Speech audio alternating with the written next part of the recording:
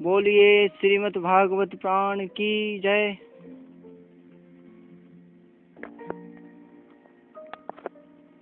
समस्त धर्म प्रेमी बंधुओं एवं पांडाल में विराजी माताएं बहनों,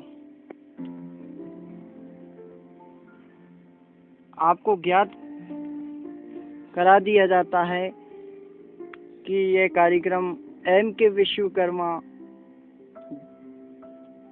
म्यूजिकल ग्रुप द्वारा आप तक पहुंचाया जा रहा है और इस कार्यक्रम का उद्देश्य है समस्त जीवन को प्रभु के चरणों में लगाना। इस कार्यक्रम का आज हमने जो शीर्षक रखा है यहाँ पर, ये है विचित्र कन्या। आइए सुनते हैं शीर्षक।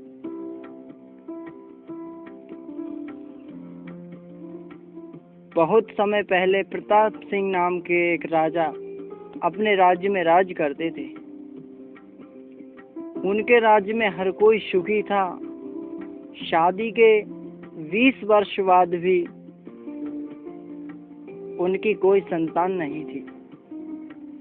संतान पाने के लिए उन्होंने 10 शादियां कर डाली, किंतु फिर भी संतान का सुख ना मिला। वह मंदिर में जाते, प्रभु से प्रार्थना करते, लेकिन कोई फायदा न हुआ। जब चारों तरफ से विवश हो गए तो राजा प्रताप सिंह ने सोचा, क्यों ना एक बहुत बड़ा यज्ञ किया जाए। ब्राह्मणों को अपने हाथों से भोजन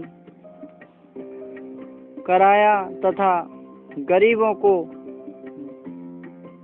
आत्मदान दिया। कहते हैं कि अच्छे कर्म का फल अच्छा ही होता है। भगवान ने राजा की सुन ली और उनके घर में एक कन्या ने जन्म लिया और जन्म लेते ही उस कन्या पर जो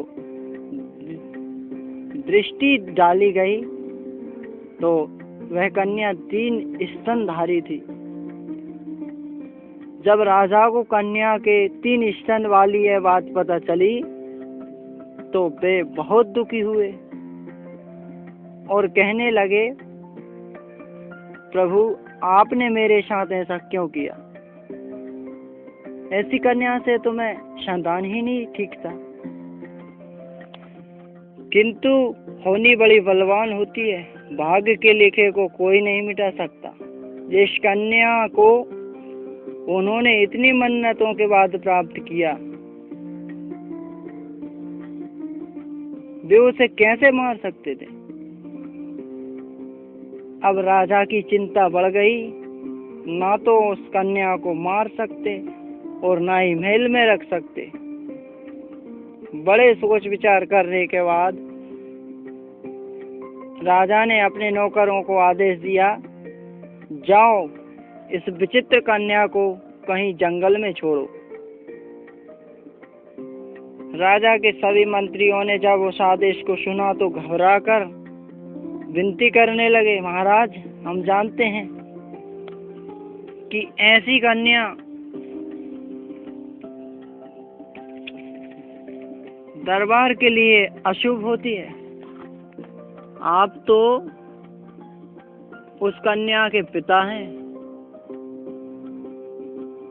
आप उसे इस प्रकार जंगल में कैसे भिगवा सकते हैं? हम चाहते हैं कि आप इस कन्या को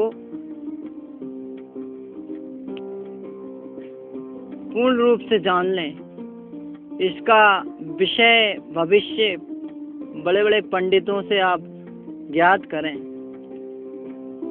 तब तो मंत्री जी की बात राजा को समझ में आ गई। तुरंत बड़े बड़े ज्ञानियों को बुलाया और कन्या के विषय में काफी कुछ पूछा। काफी देर सोच विचार करने के बाद पंडितों ने एकमत होकर कहा, महाराज, आप इस कन्या को कहीं फेंकें ना, तथा जब तक इसकी शादी नहीं होती आप इसकी सूरत भी नहीं देखेंगे। इस प्रकार कन्या धीरे धीरे बड़ी होने लगी और राजा ने घोषणा करवा दी कि कोई भी इस कन्या से विवाह करेगा उसे हजारों सोने की मुद्रा इनाम में दी जाएंगी। लेकिन विवाह के बाद कन्या को लेकर इस देश से बाहर जाना पड़ेगा। घोषणा के कई दिन व्यतीत हो गए। 3 स्तन वाली कन्या से विवाह करने के लिए कोई ना आया। तब देखा उसी शहर में अंधा तथा लंगड़ा 2 मित्र रहते थे और भिक्षा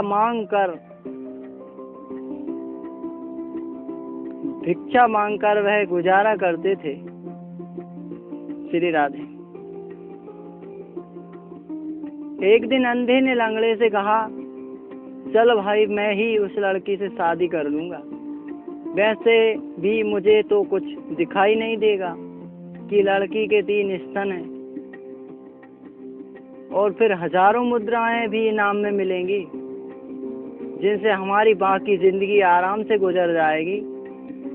इस तरह अंधे ने 3 स्तन वाली कन्या से विवाह कर लिया और देश छोड़कर किसी दूसरे शहर में रहने लगे। लंगड़ा बहुत ही तेज दिमाग का था। उसने सोने की मुद्रा बढ़ई को देकर बनावटी टांग बनवा ली तथा 3 स्तन वाली कन्या को अपने प्रेम जाल में फंसाने लगा और अंधे को अपने रास्ते से हटाने का उपाय सोचने लगा। तब एक दिन लंगड़ा कहीं से मरा हुआ काला सांप लाया और सोचने लगा कि आज मैं इस काले सांप का मांस अंधे को खिलाकर मार दूंगा। लंगड़ा आग के पास बैठा काले सांप का मांस पका रहा था तथा अंधा भी वहीं पास में बैठा था। कढ़ाई के अंदर से उसने उठने वाली भाप से अंधे की आंखों की रोशनी वापस आ गई। जो कढ़ाई में से भाप निकलती है उसकी भाप से अंधे की आंखें जो है ज्योति वापस आ गई और सब कुछ उसे देखने को मिल गया। उसने कढ़ाई में पकने वाले सांप को देखा तो समझ गया कि उसे मारने का षड्यंत्र उन दोनों ने रच डाला। जैसे ही लंगड़ा घर के अंदर आया तो अंधे ने लाठी से पीट कर लंगड़े को मार दिया और अपनी पत्नी के साथ आराम से रहने लगा। इस शीर्षक से हमें यह शिक्षा मिलती है, हमें किसी भी इंसान से नफरत नहीं करना चाहिए, उसका अंग कैसा भी हो। यह सब भगवान की माया होती है। बोलिए राघवेंद्र सरकार की जय। दोस्तों, आप यदि हमारे इस कार्यक्रम से संतुष्ट हैं और कुछ राय यदि आप हम तक पहुंचाना चाहते हैं तो हमारा कॉन्टेक्ट नंबर नोट करें 9977264120। जी हाँ, इन नंबर पर आप कॉल करके सीधा हमसे बात करके अपना सुझाव हम तक पहुंचा सकते हैं। इसी के साथ मैं आज विदा लेता हूं। वंदे मातरम। जय श्री राधे।